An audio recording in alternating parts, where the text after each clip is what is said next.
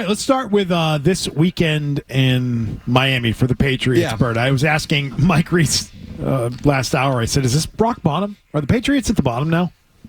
Feels pretty bad.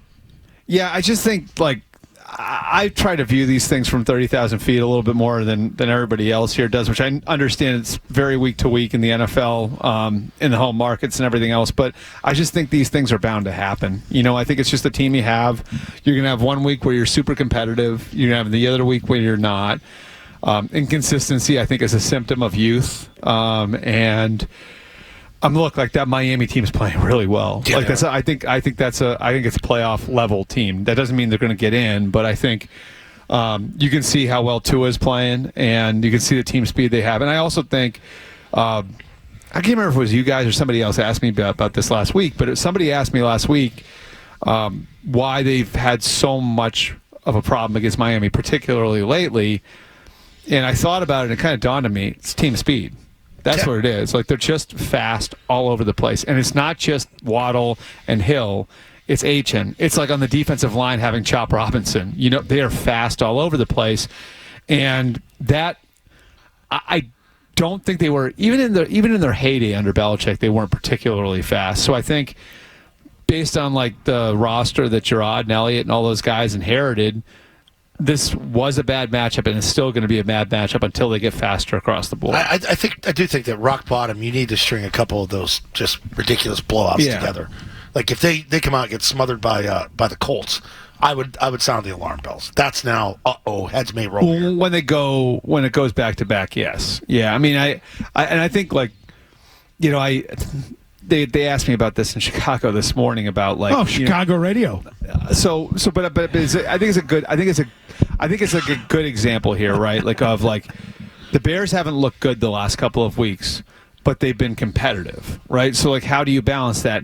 And it's are they going to fire Matt Eberflus in the season? I think it only happens if all of a sudden you start to get no-shows. If they go to Detroit and it looks like the Lions-Jaguars game did, Yeah. So, I think that's sort of where you're at is you have to contextualize the losses now by do they look locked in? Do they look like there's an effort? Are some of the things that I heard you guys talking about it with Mike, the pre-snap stuff, is that stuff persisting? Because it is, Coach, and I do think, so this is something that you can speak to. Because I do think sometimes teams that are at a talent deficit are more prone to those sorts of things because they're flailing to keep up. You know what I mean? So maybe they're trying to get a jump on the pass rusher, so they jump the snap count a little bit, or they hold because that's what they need to do to keep the guy off the quarterback. Some of that's mental, but I think some of it's also just the roster isn't good enough. And I hate to keep coming back to that, but it's you cannot get around that. The roster is not good enough. The roster is not good enough. The roster is not good enough. Yeah, and I just think for the constant zone coverage though, to allow Jonnu Smith to run the open space to catch it and run, that's the part that's game to me. That's not being undermanned. At least get in her hip pocket a little bit to try and knock the ball down to make the throw tighter. Tua had such easy throws in this game. It was just point guarding it, but they were down the line of scrimmage. They didn't communicate well. They got taken on that one touchdown on a double slant. They didn't have anybody for the back. Yeah, that's scheme. I've come to appreciate Tua too. I underrated him for long enough. I've come to appreciate him. I think getting to see what that offense is so built on timing and anticipation and accuracy and his ability to just play the position fast that you can see the effect he has when you take him out of it. They're fun to watch. Because they're built that way. They're built for him to play point guard out there, and when you take the point guard out, it looked completely different. So I think specifically it was a bad matchup though. Okay, but also the Patriots defense does not appear to be well coached. And that, I think... And that's kind of a real issue. And you guys know I've been on that for 2 months now. We've been talking about it. I thought, I actually, when everybody was focused on Van Pelt, I think Covington was as big a problem, and now I think he's a bigger problem.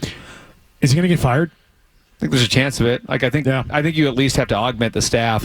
That part of it for me is I don't really get... They did all this stuff to support their offensive staff, right? So they brought in an experienced coordinator, and on top of it, they added another experienced coordinator to the room, and Ben McAdoo. Where is that experience at defense? Wait. When you say Sorry, you're referring to Alex Van Pelt as the experienced guy. But he has been a coordinator before. He's at least held the title. Yeah, he hasn't quite done the job the way he's doing it now. But then you backstop him with another. What I'm saying is it's way more experience than they brought to the defensive side. Without a doubt. Yeah, right? I don't disagree with that. And this is at a time, by the way, but they are inexperienced across the board. This is at a time, too, guys, like when, without question, two of the biggest three voices in the defensive room from last year are gone. Right? Yeah. Yes. Like, so Bill Belichick's gone, Steve Belichick's gone. I think there's no argument that the three biggest voices in the defensive room the last few years were Gerard, Steve, Bill. Two of them are gone. And then the guy you promote is the defensive line coach. So my question is, how much knowledge does he have of the way things work in the back end? Yeah. Because generally you don't. It's not a normal track. It's not a normal track, right? Generally, like, you know what'll happen is, like, when a defensive line coach, like, eventually becomes a coordinator, generally there's like a stop as a linebackers coach in between, right? Like, a guy will go from D-line coach to linebacker coach to coordinator. You know what I mean? Like, right. So it's not defensive line coaches are generally seen as specialists. So that'd be the other question I have.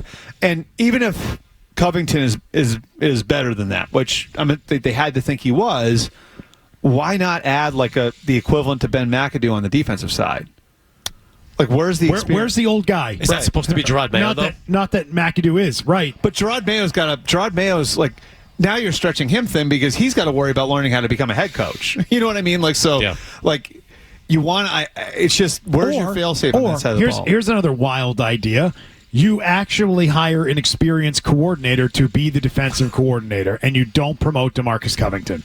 Right. Don't promote DaMarcus Covington. Or you give him hire a guy with experience. Or you give him like run game coordinator title, and then you have the defensive coordinator over the top of him. Something like that. Or you have a senior defensive assistant where if it doesn't work with Covington, you can go to him to be the play caller. Man, Covington's stock has taken a big hit this year because he was considered up and comer, right? Yeah. He was getting some interviews elsewhere. And look, like, to be fair to him, like, you should expect there to be bumps when you're promoting a guy from that position into being a coordinator. Right. Like, it doesn't mean he can't have a bright future as a coach. It just doesn't look like he's fully ready for the job. The Patriots defense does nothing well. And so here's my other big question. There's not a single thing they do well. So here, like, and I think here's the personnel question I have. Why do they still have so much investment in all those hybrids? I think they're so specific to Bill, and I think Bill had such a good handle on how to use guys like that. And not to say that nobody else can use them, but there's a reason why there isn't a huge market for those guys when they go out in free agency. Jabril Peppers has been available to anybody forever, right? They paid him here. Yeah, it's not like Kyle Duggar had like 10 teams knocking down his door. Marte Mapu was available deep into the draft. Like these are like, we knew with Bill, it was like that's the type of player Bill likes and knows how to use and was very specific to Bill. I mean, now it looks like you've got a coach who doesn't know how to use them, only you've invested so deeply in them. It's like your checkers chess thing, Beetle. It's like, just go get a pass rusher. Right. Just go get a corner. Don't mess around. You can have one of those guys. You don't need four of them. Were those safety contracts mistakes? I was talking about it with Mike Reese last hour. I said my fear is that what Elliott did and just re-signing everybody, especially with Duggar, Peppers, those contracts, are those going to prove to be contracts that they could have said goodbye. They could have let them go.